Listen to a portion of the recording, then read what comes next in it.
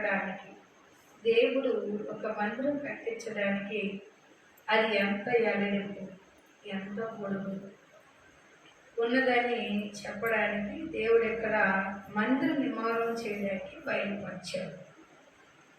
అలాగే 20 ఏళ్ళు అంటాడు, మరియు 5 మూరల పొడుగు 5 మూరల ఎల్లటకు బలిపీఠం కూడా తుమ్మ కర్రతో చేయబడను. ఆ బలిపీఠము సౌత్రముగా ఉండవలను. దాని ఎత్తు 3 మూరలు, దాని 4 మూరలను, దాని మందిరము బలిపీఠం ఎంత ఉండాలో కూడా దేవుడు తెలియపరిచాడు. అదే 28వ అధ్యాయం అదే వచ్చింది. మరి నాకు యాజకత్వం చేయడానికి సహోదరైన అహరోను అతని కుమారులను, అనగా అహరోను కుమార్తెలను. చూడండి, ఇక్కడ చాలిది యాజకత్వం చేయడానికి దేవుడట ముందుగా మోషేతో వాగ్దానం చేశాడు. 38 నిర్గమకాండంలో మరొకడు తుమ్మకాయలో దాని బలిపీఠములను చేసింది. దాన్ని పొడుగు 5 మూరలు, దాని వెడల్పు 5 మూరలు, అది సౌత్రములుగా, దాని ఎత్తు 3 మూరలు, దాని 4 మూలలు కొమ్మలను చేయవలెను. చూసారా, ఏకాండ్రము కలిగిన అక్కడ ఉన్న మందిరమును గురించి దేవుడు ఏర్పరిచాడు. అలాగే సంఖ్యాకాండం చూద్దాం.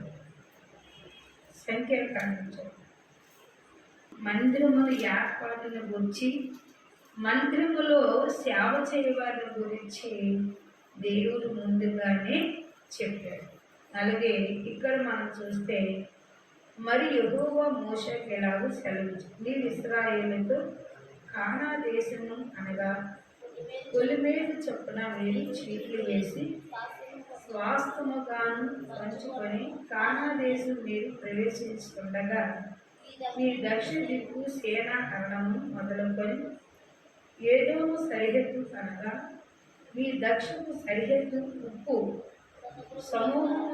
సముద్రము యొక్క తూర్పు తీరం వరకు ఉండను. మీ సరిహద్దులు దక్షిణపు మొదలుకొని అబ్రియాము కణ యొద్ద తిరిగి సేనా వరకు వ్యాపించింది.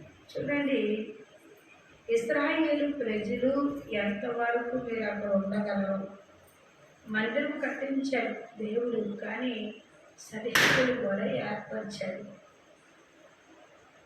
మీరు ఎక్కడి నుంచి ఎక్కడ దాకా ఉండగలుగుతారు, అక్కడ దాకా కూడా ముందే నిబంధన గుర్తుగా దేవుడు తెలియపరిచాడు.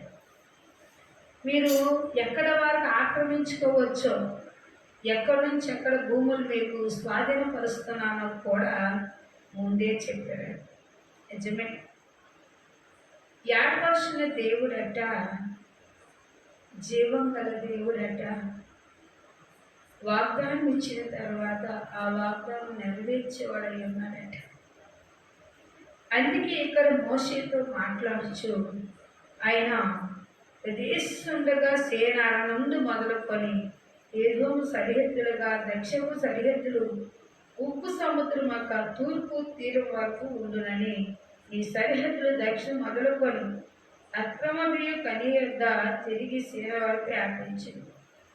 ఏ ఒక్క దేశం వరకు ఉండాలో ఆ దేశం వరకు దేవుడు మీరు సరిహద్దులను ఏర్పరుస్తుంటాడు. దాటల్లో మీకు అక్కడ దాకా నేను ఇస్తున్నానని వారు ఇశ్రాయేలు ప్రజలందరికీ కూడా మోషేతో దేవుడు మాట్లాడాడు. హల్లెలూయా, హల్లెలూయా. ఇక్కడ మాట్లాడుచున్న అరబియా వద్దకు వ్యాపించి అక్కడ నుండి హానాదాసు వరకు పోయి అక్కడ నుండి అష్షూరు వరకు సాగింది. అష్షూరు నుండి ఐగుప్తు వరకు సరిహద్దులు తిరిగి సముద్రముకు వ్యాపించింది. పడమటి సరిహద్దు ఏదోము కనగా మహాసముద్రం, అదే మీకు పడమటి సరిహద్దుగా ఉండేది. మీ ఉత్తరపు సరిహద్దు మహాసముద్రం ఎత్తండి ఓరు కొండ వరకు ఏర్పడవలదు. ఓరు కొండ నుండి కామాకు ఓ మార్గం వరకు ఏర్పడవలదు. దేవుడు తూర్పు నుంచి, పడమట నుండి, ఉత్తరం నుండి, దక్షిణ నుండి తన పిల్లల కంట వ్యాపింప చేశాడట. ఆయన నామమును ప్రసూరణ చేయడానికి మందిరములు కట్టించాడు. మందిరములో చేయవలసిన సేవకుల గురించి కూడా ముందే తెలియపరిచాడు. హల్లెలూయా, హల్లెలూయా. చూసారా ప్రియులారా, వాక్యం సెలవిస్తూ ఉంది, వారు కోరు కొండ వద్దకు ఏర్పరచబడాలని, కోరు కొండ యొద్ద నుండి హామాకు మార్గముల వరకు ఏర్పడబడు. ఆ సరిహద్దులు సేదోను వరకు వ్యాపించను. అక్కడ సరిహద్దులు జిఫ్రోం వరకు వ్యాపించను. దాని శివర ఆసారే వద్ద ఉండేది. అది మీకు ఉత్తరపు సరిహద్దు, తూర్పు సరిహద్దు. ఆనారేపు నుండి షిక్మాపుకు మీకు ఏర్పడింది. చూసారా, వీళ్ళు ఏర్పరచడానికి ఎక్కడి నుంచి ఎక్కడి దాకా మీరు ఏర్పరచించగలరు, ఎక్కడి నుంచి మీరు ఎక్కడ ఉండగలరు అనేది ముందే దేవుడు మోషేతో నిబంధన చేసి ఆ యొక్క ప్రజలకు ఎంత వరకు నేను ఇస్తున్నాను అన్న మాట ముందే దేవుడు ఏర్పాటు చేశాడు. ఏర్పాటును బట్టి మందిరం ఇచ్చాడు. మందిరంలో సేవ చేయాలి ఎవరనేది పిల్లలు, వారు పుట్టే పిల్లలు ఎంతమంది అవుతారు, ఇంకా చాలా జనంగం అవుతారు. అందుకే దేవుడట అంతగా వ్యాపించినట్లుగా దేవుడు యొక్క మందిరమే కాదు, వారికి ఇచ్చిన ఆజ్ఞల ప్రకారం నడిపించడానికి మోషేతో చెప్పాడు. 13వ వచనంలో అంటాడు, మోషే ఇశ్రాయేలుతో మీరు సీట్ల చేత పొందబోచున్న దేశం ఇదే. దేని చేత అంట? సీట్ల చేత. మరి చీట్లు ఎందుకు వేస్తారు? చాలా మంది అంశాలు రాసేయండి. సీట్లు అంటే ఆసమసం కాదు. అంశం నెరవేరినప్పుడు సాక్ష్యం చెప్పాలి. అంశం సీట్లు వేస్తున్నారు కదా, వేస్తున్నప్పుడు ఆ అంశం నెరవేర్చినప్పుడు కూడా, కార్యం జరిగినప్పుడు సాక్ష్యం చెప్పాలి. అదే చెప్తాను, సీట్ల చేత పొందబోచున్న దేశం ఇది. యెహోవా 9 గోత్రములను పొందు సామర్థ్యములను లేవీయులు నివసించలేని వారికి పురములు ఇవ్వవలెను. వారికి ఆజ్ఞాపించుము. ఆ పురముల చుట్టూ ఉన్న పల్లెలు లేవీయులకు ఇవ్వవలెను. వారు నివసించలేదు. అప్పుడు వారి పొలములు, వారి పశువులు, వారి మందలు, వారి సమస్త జంతువులు ఉంచగలరు. అలాగే ముందుగానే చెప్పాడు ఎవరిని ఎక్కడ ఉంచాలన్నది ముందుగానే రాపించాడు. దేవుని స్తోత్రం. హల్లెలూయా. 36లో మనం చూస్తే ఏసావు పుత్రుల వంశములో మగ్రి కుమారులైన మనిష్ట మనముడైన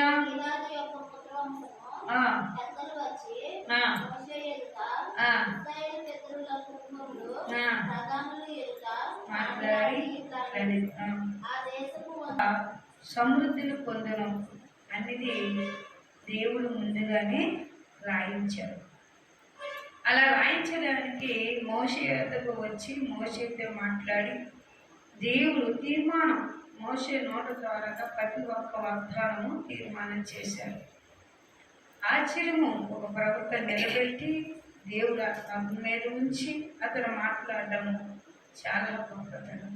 అందుకని 24 లక్షల జనము ఎక్కడ నివాసం ఉన్నారు, ఎక్కడెక్కడ వారు ప్రదేశంలో. అందుకే వారిని ఐగుప్తు నుండి తీసుకొచ్చాక యోధా నది అనగా ఎర్ర సముద్రంలో పాయలు చేసి వారు నడిపించిన తర్వాత వారు ఎక్కడెక్కడ నివాసం ఉండాలో ముందుగానే మోషేతో తెలియపరిచాడు. ఇలా నివాసాన్ని చెదరగొట్టుతాను. మరి అందుకే ఇక్కడ మోషే వాగ్దానంలోనే మనం చూస్తే పిల్లారా ఏసావు పుత్ర వంశం అన్నాడు. ఎవరంటే తండ్రి గోత్రం. తండ్రి గోత్రం ఎవరు మనం చూసినట్లయితే అబ్రహాం అంటాడు, నేను నా తండ్రి స్వస్థమునగానే నేను చేసుకున్నాను, అందుకే నాకు ఏమైనది చెల్లైనది. చూస్తారా, వాగ్దానం మరి ఆ తల్లి గోత్రంలో చేసుకోరు, అది తండ్రి గోత్రంలో చేసుకుంటారు. ఆ తండ్రి గోత్రంలో ఉన్న వాళ్ళకి వాళ్ళకి ఎవరు కాదంట, రక్త సంబంధికులాగా ఏర్పరచుకుంటారంట. అందుకే దేవుడు ముందే ఏం రాశాడు అంటే, ఏ గోత్రానికి సంబంధించిన వారు ఆ గోత్రానికి దేవుళ్ళో ఉన్న బిడ్డలని 4 శాఖల కింద ఎరగొట్టాడండి. తూర్పు నుండి, పడమటి నుండి, ఉత్తర నుండి, దక్షిణ నుండి విస్తారమైన ఆ స్వదేశాలు వారు పొందుకోవడానికి, వాళ్ళు ఆస్వాదించబడడానికి, వాళ్ళ పశువులు ఉండడానికి. కొంతమందికి టౌన్లు ఇచ్చాడు, కొంతమందికి పల్లెటూర్లు ఇచ్చాడు. పల్లెటూరులో ఏముంటాయి? పశువులు ఉంటాయి. పల్లెటూరులో పశువులు ఉంటాయి, గొర్రెలు ఉంటాయి, వారి ఇష్టాస్థానమైన కోళ్ళు ఉంటాయి, మరి వాళ్ళకి బాతులు ఉంటాయి. ఇవన్నీ కూడా సంపదే. వారు స్వాధీనపరుచుకున్నంత, అంటే వారు ఎంతవరకు కావాలంటే అంతవరకు ఆ భూమిని విస్తారంగా అనుభవిస్తారు. టౌన్లో అంత విస్తారంగా అనుభవించడానికి ఉండదు. వారు ఇరుకు మార్గంలో జీవిస్తారు. వారు అక్కడికక్కడే ఎంత ప్లేస్ ఉంటే అంతలోనే చెన్నీళ్ళు కట్టుకుంటారు, అంతలోనే జీవోపాయం చేస్తారు. దాన్ని ఇరుకు మార్గం అంటారు. ఇది విస్తారం మార్గం. దీనందు చాలా ప్రశాంతంగా జరుగుతుంది. అందుకే ఇక్కడ దేవుడట ఎవరికి ఎలా ఇవ్వాలో ముందుగానే లేవి కాండంలో మోషేతో ముందుగానే తెలియపరిచాడు. ఈ చిన్న వాక్యము దేవుడు దీవించను.